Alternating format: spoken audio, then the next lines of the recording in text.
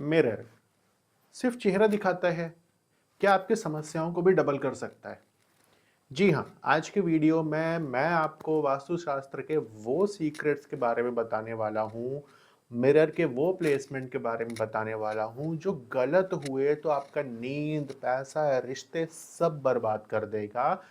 लेकिन अगर वो सही होते हैं, तो घर में सुख, समृद्धि सब कुछ पॉसिबल है और घर को बिना रेनोवेट किए ही हम एनर्जी के फ्लो को मेंटेन कर सकते हैं, बना सकते हैं। तो चलिए शुरू करते हैं।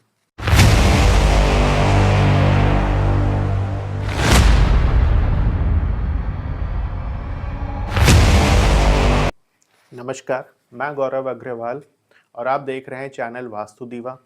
ये चैनल उन लोगों के लिए है जो अपने जीवन को, अपनी लाइफ स्टाइल को वास्तुशास्त्र के माध्यम से बेटर बनाना चाहते हैं और चीज़ों को अलाइन करना चाहते हैं। आज के हमारे इस वीडियो का टॉपिक है मिरर वास्तु, यानी जो घर में शीशे हैं, मिरर है, उनको कहाँ प्लेस करें, कैसे प्लेस करें कि चीज़ें बेटर हो जाए।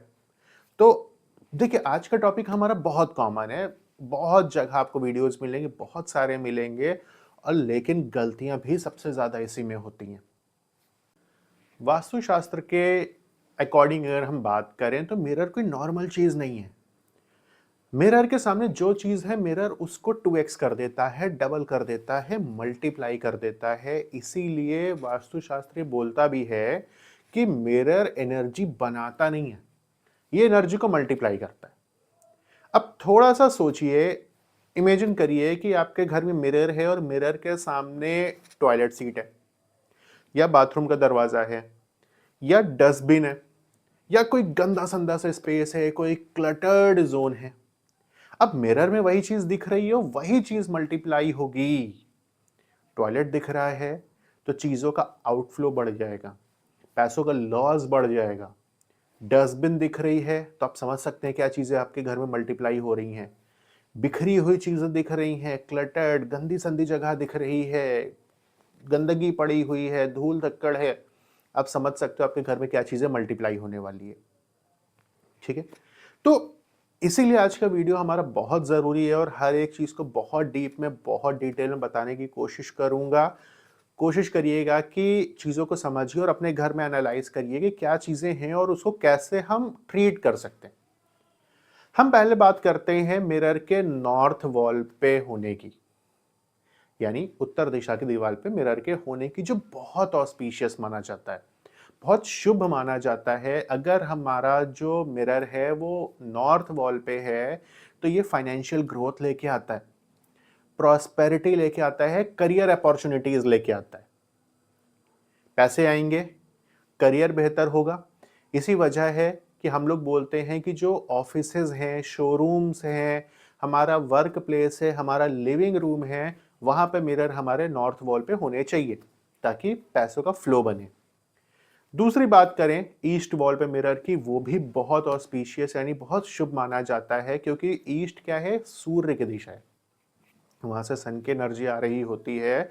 और अगर हमारा जो मिरर है वो ईस्ट वॉल पे होता है, यानी पूर्व दिशा में होता है, उससे हमारे हेल्थ बेटर होती है, हमको हेल्थ इश्यूज नहीं आते, हमको करियर अपॉर्चुनिटीज मिलती है, हमारी मेंटल स्टेबिलिटी बढ़ती है, ये बेनिफिट होते हैं। अगर मिरर कहीं नहीं होना चाहिए विशेष रूप से, तो वो है साउथ की वॉल। दक्षिण दिशा पे कभी भी मिरर नहीं होना चाहिए, वहां पे एनर्जी एंड होगी। वो यम की दिशा है, वहां पे एनर्जी एंड होगी। और अगर आपके घर में मिरर साउथ वॉल पे है, दक्षिण दिशा में है, तो वहां से लीगल इश्यूज बनने शुरू हो जाते हैं, हमें मेंटल इनस्टेबिलिटी का सामना करना पड़ता है और तमाम तरीकों की समस्याओं का सामना करना पड़ता है। तो मेरी तरफ से a big no to south wall. कभी भी मिरर साउथ वॉल में नहीं होना चाहिए, बहुत जरूरी है इस बात का ध्यान रखना। हाँ, अगर वेस्ट जो एक दिशा बच रही है हमारी पश्चिम की, कोशिश करिए वहां भी मिरर ना हो तो बेहतर है। और अगर है और उसको हटाना पॉसिबल नहीं है, तो उनको ट्रीट करिए, रेमेडी के साथ इस्तेमाल करिए। वो फिर भी एक, देखिए, प्राइमरी तो मेरा यही है कि वेस्ट पे भी ना हो, बट अगर है, आपको लग रहा है आप नहीं हटा सकते हो, तो बेटर है कि उसको रेमेडी के साथ इस्तेमाल करिए। बट सर, मैं साउथ वॉल के लिए स्ट्रिक्टली मना करता हूं कि साउथ वॉल में मिरर का होना कहीं से भी शुभ नहीं है। ठीक। अब बात करें एक बहुत फेमस और बहुत कॉमन कॉन्ट्राडिक्शन है, क्या बेडरूम में मिरर होना चाहिए? मैक्सिमम लोग बोलते हैं, मैक्सिमम वास्तु कंसल्टेंट बोलते हैं, आप लोगों ने भी अपने आस पड़ोस में सुना होगा कि कभी भी बेडरूम में मिरर नहीं होने चाहिए। मैं कहता हूं हो सकते हैं। मैं हमेशा बोलता हूं, जो बेडरूम का हमारे प्लेलिस्ट में वीडियो है, मैंने उसमें भी बोला हुआ है कि बेडरूम में मिरर्स हो सकते हैं, बट एक प्राइमरी कंडीशन है जो फुलफिल होनी चाहिए। मिरर के सामने सोता हुआ शरीर नहीं होना चाहिए। मतलब जो मिरर है वो बेड फेसिंग नहीं होना चाहिए, बेड नहीं दिखे, क्योंकि देखिए आप सोगे तो बेड पे ही, है ना। अब सोने वाले स्त्री या पुरुष का चाहे पूरा शरीर हो, चाहे उसका सर हो या पैर हो, कुछ भी मिरर में रिफ्लेक्ट नहीं करना चाहिए। और अगर ये सीन बनता है, तो आप नोटिस करिएगा हस्बैंड वाइफ कॉन्फ्लिक्ट्स आते हैं।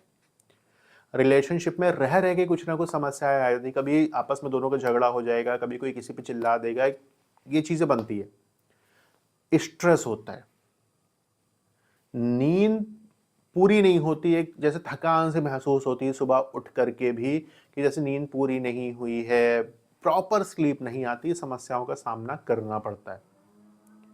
दूसरा, सीलिंग पे, छत पे मिरर नहीं होना चाहिए। सीलिंग पे मिरर कभी नहीं होना चाहिए, जिससे हमको एंजाइटी का और मेंटल इम्बैलेंस का सामना करना पड़ता है। हमको घबराहट होती है, हमको बेचैनी होती है, हमको डिप्रेशन जैसा लगने लगता है, ये समस्याएं आती है अगर सीलिंग पे मिरर होता है।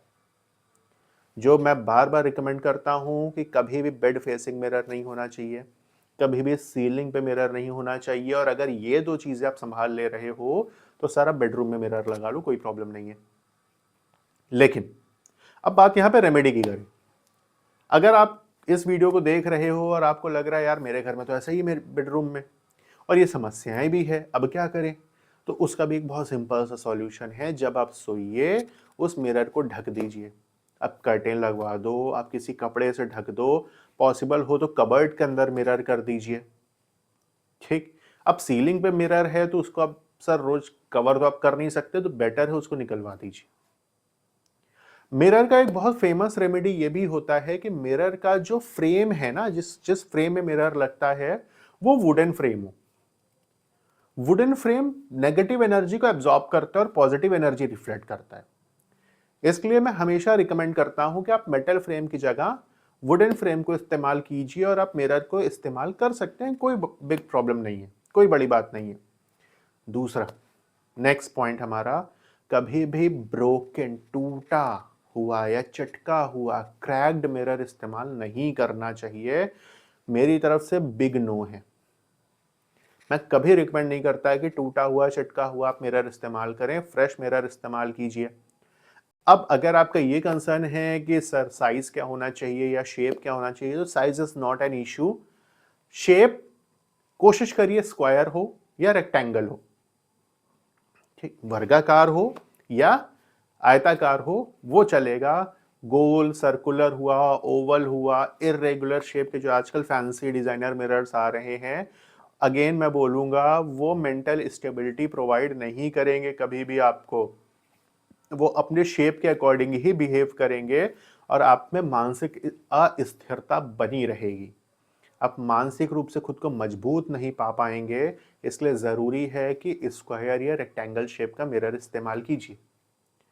लिविंग रूम में अगर मिरर है तो कोशिश कीजिए कि जो लिविंग रूम का मिरर है वो कोई ग्रीनरी हुई, कोई ओपन स्पेस हुआ, कोई ब्यूटीफुल सा डेकोर हुआ, उसको रिप्रेजेंट करे। बहुत अच्छा होगा आपके लिए, बहुत शुभ होगा आपके लिए अगर ऐसा संभव हो पा रहा है तो। डाइनिंग रूम, अगर डाइनिंग एरिया में आपके मिरर है और वो डाइनिंग टेबल को रिप्रेजेंट कर रहा है तो सर ये बहुत शुभ है आपके लिए, क्योंकि उससे क्या होता है, फूड की स्कैरसिटी कभी नहीं होने पाती, अन्न की कमी नहीं होने पाती घर पे। मैंने क्या बोला आपसे, मिरर जो देखेगा, जो रिफ्लेक्ट करेगा उसी को 2x कर देगा। वो खाने को देखेगा, खाना बढ़ाएगा। वो गंदगी देखेगा, गंदगी बढ़ाएगा, वो घर में क्लेश देखेगा, क्लेश बढ़ाएगा, वो सुख शांति देखेगा, सुख शांति बढ़ाएगा। तो कुछ ऐसी चीजें होती है ना। अब हम बात करें कि ऑफिस में मिरर कैसे होने चाहिए, या ऑफिस के पहले एक और बहुत इंपॉर्टेंट, बाथरूम, है ना।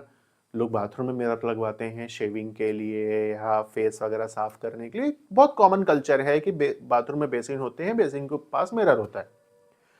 लगवा सकते हो आप, कोई इशू नहीं है, बस मेरी दो बातों का ध्यान रखिएगा। पहली बात, मिरर टॉयलेट सीट के सामने नहीं होना चाहिए, मतलब मिरर में टॉयलेट सीट नहीं दिखनी चाहिए।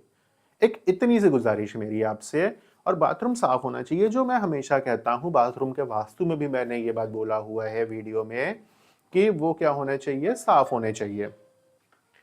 अब बात करें अगर ऑफिस के लिए, तो ऑफिस में छोटी मोटी बातों का ध्यान रखना है। कोशिश करिए, प्राइमरी तो यही है कि नॉर्थ वॉल पे मिरर हो। मैंने बोला भी है अभी इस वीडियो की शुरुआत में भी कि फाइनेंशियल स्टेबिलिटी लेके आएगा, आपकी सेल को बूस्ट करेगा, आपके मनी फ्लो को बढ़ाएगा। ठीक, अब जब मनी फ्लो को बढ़ाना है, मैंने क्या बोला, मिरर क्या करता है, जो देखेगा उसी को बढ़ाएगा। मिरर में क्या रिफ्लेक्ट होना चाहिए, कैश लॉकर, कैश काउंटर, या गुड्स डिस्प्ले। लाइक अगर आपकी कोई शॉप वगैरह है तो उसमें आप कोई सामान सजाते हो ना, वो डिस्प्ले हो, बहुत बेनिफिट मिलेगा। आप खुद इस वीडियो में कमेंट करके बोलोगे कि सर मैंने ये काम किया है और मेरे को उसका इम्पैक्ट दिखाई दिया है। दो काम मत करिएगा बस। क्या, चेयर के पीछे मिरर नहीं होना चाहिए, पहली बात। दूसरी बात, खाली अलमारियां जो हैं या खाली रैक है या जहां पे आप सामान लगाते हो बट वहां पे कोई सामान है नहीं, वो खाली एरिया पड़ा है, वो मिरर में रिफ्लेक्ट नहीं होना चाहिए। इन दो चीजों का ध्यान रखिए। नॉर्थ वॉल पे मिरर लगाइए, कैश लॉकर वगैरह को मिरर रिफ्लेक्ट कर रहा हो। आप खुद बोलोगे कमेंट करके कि सर ये काम मैंने किया और इसका बेनिफिट मेरे को देखने को मिला है। और छोटी छोटी चीजें हैं जो आपको ध्यान रखनी है, लेकिन बहुत बारीकी से मैंने इन चीजों को बताने की कोशिश की है।